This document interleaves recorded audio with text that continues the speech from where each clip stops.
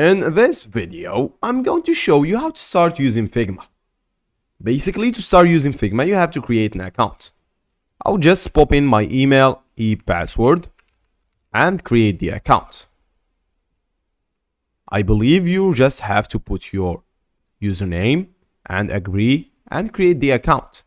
I'm just going to be using it, for example, for marketing. For personal use, create account, and that's basically it. After creating your account, you'll have to verify your email. To verify your email, you will be prompted with a link. In this link or button, just click it and it will open something like this. And basically, you're good to go already. You are in Figma. Basically, to start using Figma, all you have to do is create a new design file.